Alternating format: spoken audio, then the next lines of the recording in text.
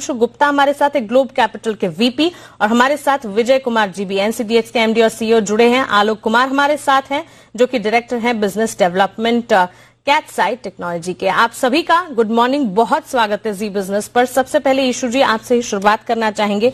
Good morning, बताएं, budget से उम्मीदें तो थी, अब बजट जो कि आ चुका है, क्या ये आपकी उम्मीदों पर खरा उतरा? मेरे ख्याल से बहुत लोगों को बजट थोड़ा डिसअपॉइंटिंग लगता है, मुझे थोड़ा एवरेज भी लगा।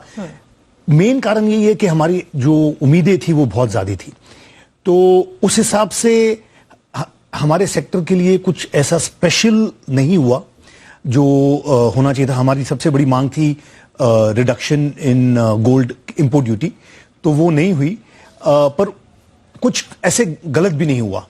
तो डेफिनेटली जो इनकम टैक्स की राहत मिल रही है मीडियम क्लास पीपल को, एग्रीकल्चर में जो बेनिफिट मिलेगा उससे डेफिनेटली रूरल डिमांड बढ़ेगा, तो उस हिसाब से थोड़ा प्लस है।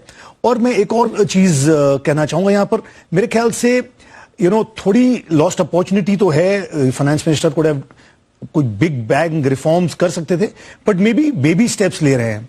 और आजकल ऐसा नहीं है कि सब कुछ बजट में ही होता है। कॉर्पोरेट टैक्स रिडक्शन बजट के बगैर हो गया, तो आगे चलते ऐसे छोटी छोटी चीजें हो सकती है जिससे उम्मीद है कि इकोनॉमी को बैक ऑन ट्रैक ये गवर्नमेंट ले आएगी। ओके, साथ ही किसानों की आय बढ़ाने पर भी काफी हद तक फोकस रहा। अब अगर किसानों की बात करें तो इनके लिए सबसे बड़ी जो आमदनी है वो यहीं से है कि इनके आय में कितना इजाफा है, सरकार इनकी तरफ कितना देखती है। इसका एक क्लियर कट इम्पैक्ट उनके डिस्पोजेबल इनकम पर या फिर वो कितना निवेश कर सकते हैं सुरक्षित निवेश के तौर पर, इस पर भी पड़ता है। तो ये जो किसानों की तरफ सरकार ने कुछ कोशिशों के कदम उठाए हैं, क्या ये लगता है कि अगर आगे बेहतरी की तरफ ही ले जाएंगे? डेफिनेटली मैंने ये पढ़ा कि 2022 तक गवर्नमेंट चाहती है कि इनकम उनकी डबल हो जाए। तो किसान लोग तो बहुत सिंपल पीपल लोग होते हैं और वो गोल्ड में काफी मानते हैं। इनफैक्ट उनके लिए ये बहुत ही निवेश, मतलब गोल्ड सेविंग या इन्वेस्टमेंट उनको ज्यादा समझ में आता है, इवन बैंक में पैसे रखने से ज्यादा। तो इससे डेफिनेटली बेनिफिट हमारे सेक्टर को मिलेगा। ओके, साथ ही एनसीडीएक्स के एमडी और सीईओ विजय कुमार भी हमारे साथ जुड़े हैं और उनसे एक बार बात करेंगे, लेकिन उससे पहले एक बार देखते हैं आलोक जी से बात करके। आलोक जी नमस्कार, आप सबसे पहले बताएं बजट आपको कैसा लगा? नमस्कार मानती जी। बजट जिस तरह से मैं एक टेक्नोलॉजी कंपनी को रिप्रेजेंट करता हूँ, I looked at budget from that angle, और प्राइमरली वेयर हाउसिंग और लॉजिस्टिक की तरफ जो इनिशिएटिव फाइनेंस मिनिस्टर का रहा है इस बजट में, वो काफी सराहनीय है मेरे हिसाब से। बहुत सारे ऐसे इनिशिएटिव किए जा रहे हैं in terms of PPP warehousing, जहां मुझे लगता है कि public sector from the government side and from the private side technology side बहुत कुछ ऐसा किया जाता है जिससे कि किसानों को खास करके ग्राउंड लेवल पे बहुत फायदा होना चाहिए। ओके, तो क्लियरली यहाँ पर हम बात कर रहे हैं दिग्गजों की पैनल से, वो हमें बता रहे हैं कि आखिरकार बजट के बाद अब कमोडिटी बाजार की तस्वीर कैसी देखती हुई दिखेगी।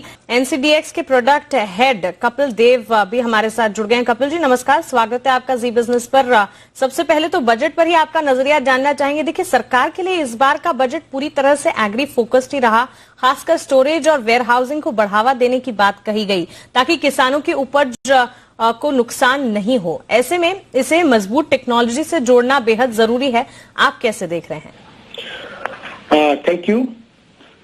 देखिए, मुझे लगता है कि बहुत ही बैलेंस्ड बजट है अगर हम एग्री सेक्टर को देख के बात किए जाए।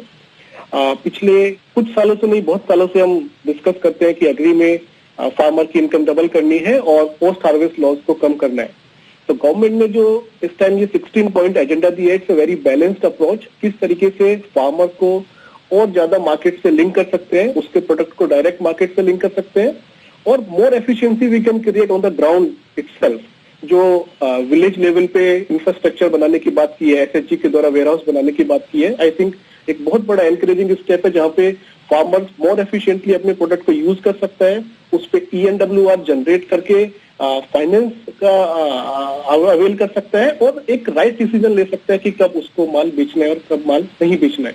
तो आई थिंक एक बहुत पुरानी एक डिमांड थी और इन स्टेप से ये जो गैप था अभी फार्म से लेके कंज्यूमर के बीच में बहुत एफिशिएंटली तरीके से आई थिंक दूर होने वाला है। बिल्कुल। आलोक, एक आखिरी सवाल आपसे जानना चाहेंगे। देखिए, जैसे ही हम डिस्कशन कर रहे हैं, स्टोरेज और वेयरहाउसिंग को बढ़ावा देने की बात इस बजट में कही गई, खासतौर से फोकस भी इसी पर रहा ताकि किसानों की उपज को नुकसान ना हो। अब ऐसे में मजबूत टेक्नोलॉजी से जोड़ना इसे बेहद जरूरी है। फिर कैसे वेयरहाउसिंग सिस्टम को मजबूत करना चाहिए, आप क्या कहेंगे?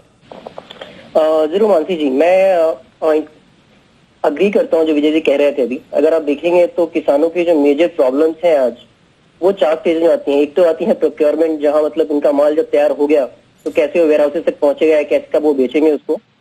स्टोरेज की, हाँ, किस तरह से मतलब कौन से प्रोडक्ट्स के लिए किस तरह की स्टोरेज उनको मुहैया कराई जाएगी।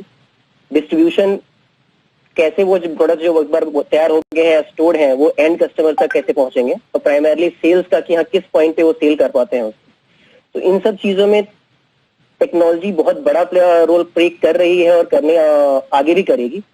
सो अगर जस्ट टेक एग्जांपल, अगर आप देखेंगे कि प्रोक्योरमेंट की बात कीजिए या फिर स्टोरेज के, द रीजन एक बार हार्वेस्टिंग हो जाती है तो किसान चाहते हैं कि उसको उसी टाइम बेच दिया जाए, बिकॉज उनको अगले फसल के लिए पैसे चाहिए, प्लस घर चलाने के लिए पैसे चाहिए। इसी केस में अगर उनको वेयर हाउसेस अवेलेबल है उनके पास, तो वो उसमें स्टोर कर सकते हैं, जिसपे वो लोन भी उठा सकते हैं और प्लस जिससे उनको पैसे मिल जाएंगे आगे के। So they are not force to make that sale immediately. Distribution का अगर आप देखें तो, अगर आप डिस्ट्रीब्यूशन साइड में देखें तो वेयर हाउसेस अगर लॉजिस्टिक कंपनीज के साथ अच्छे से इंटीग्रेट हो जाती हैं using technologies, it will be lot easier, जिससे किसान अपने जो हार्वेस्ट होने के बाद उनको वेयर हाउसेस तक पहुंचा सकते हैं। बिल्कुल। तो ऐसे बहुत सारे इनिशिएटिव हैं जो टेक्नोलॉजी साइड में हो रहे हैं, in terms of 3PL logistics हो, IoT हो, एक स्मार्ट ट्रैकिंग हो, इन्वेंट्री, सेंट्रलाइज इन्वेंट्री सिस्टम्स हो, जो कि प्रोवाइड किया जा सकता है वेयरहाउसिंग सॉल्यूशंस को, ताकि किसान को काफी फायदा हो इन चीजों का। बिल्कुल। तो खास जो गोल है हमारा, जी बिल्कुल, गोल है हमारा 2022 तक गवर्नमेंट का, तो किसान की आय दुगनी कर दी जाए। Using these steps definitely we can do that.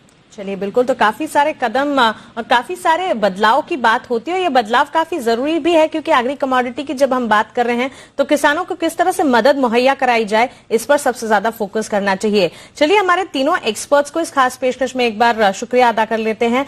Kapil, आलोक और दत्वानी जी, आपका बहुत शुक्रिया इस खास पेशकश में हमारे साथ जुड़ने के लिए। एक छोटे से ब्रेक के लिए रुक रहे हैं, लेकिन ब्रेक के उस पार जिगर और हिमांशु हमारे साथ जुड़े हैं नॉन एग्री कमोडिटी पर बातचीत उनसे